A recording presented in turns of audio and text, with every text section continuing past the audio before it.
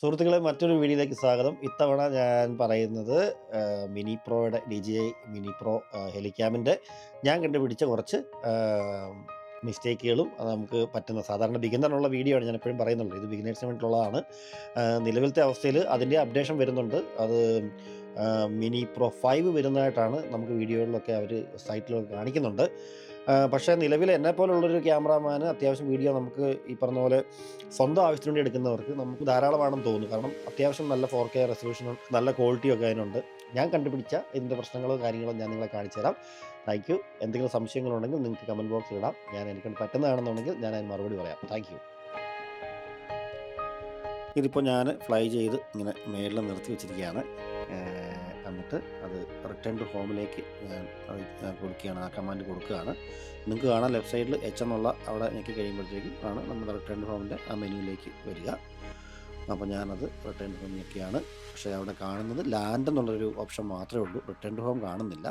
പേടിക്കണ്ട, നമ്മുടെ നേരെ കൺട്രോളറിൽ വേണ്ട ഈ ബട്ടണിലേക്ക് അമർത്തി ഞെക്കി കഴിഞ്ഞാൽ അത് ഓട്ടോമാറ്റിക്കായിട്ട് തന്നെ എവിടെയാണോ റിട്ടേൺ ടു ഹോം നമ്മൾ സ്റ്റാർട്ട് ചെയ്തത്, ഹോം പോയിൻ്റ് അപ്ഡേറ്റ് സ്റ്റാർട്ട് ചെയ്തത് അങ്ങോട്ട് ഓട്ടോമാറ്റിക്കായിട്ട് അത് റിട്ടേൺ ആയിട്ട് തിരിച്ചു വരും. അപ്പോൾ അതോർത്ത് പേടിക്കണ്ട, എങ്ങനെയാണല്ലോ തിരിച്ചു വരും എന്നുള്ള കാര്യത്തിൽ. പിന്നെ ഇതാണ് ഞാൻ പറഞ്ഞത് നേരത്തെ വീഡിയോയിൽ ഡ്രോൺ കാഷ് എന്നുള്ള ആപ്പ്. ഇതിനകത്ത് ഈ പുവർ ഫ്ലൈയിങ് കണ്ടീഷനിൽ കണ്ടു കഴിഞ്ഞാൽ, അല്ല ഏത് ആപ്ലിക്കേഷനകത്താണെങ്കിലും പുവർ ഫ്ലൈയിങ് കണ്ടാൽ ഒരു കാരണവശാലും ഫ്ലൈ ചെയ്യരുത്, അത് ബുദ്ധിമുട്ടാവും.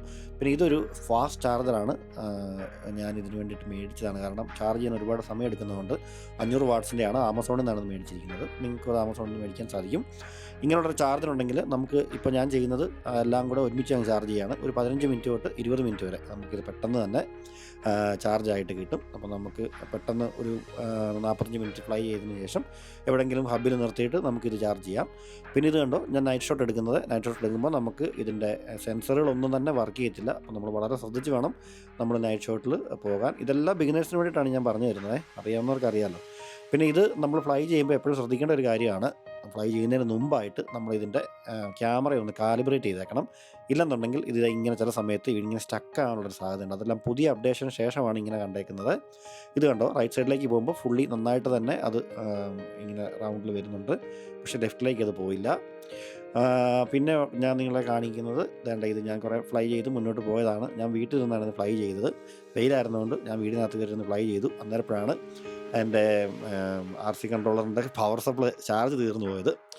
അപ്പോൾ ഞാൻ ഓടി ചാർജ് ചെയ്യാൻ വേണ്ടി പോയി. ആ സമയത്ത് കുറച്ച് നേരം ഇത് ഫ്ലൈറ്റ് അവിടെ നോക്കിയിട്ട് കമാൻഡൊന്നും കിട്ടാഞ്ഞത് കൊണ്ട് നേരെ തിരിച്ച് വീട്ടിലേക്ക് തന്നെ വന്നു.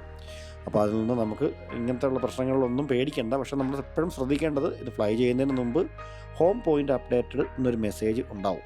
അത് ഉണ്ടാവുമെന്ന് നോക്കിയതിന് ശേഷം മാത്രമേ നമ്മളിത് പറപ്പിക്കാവൂ.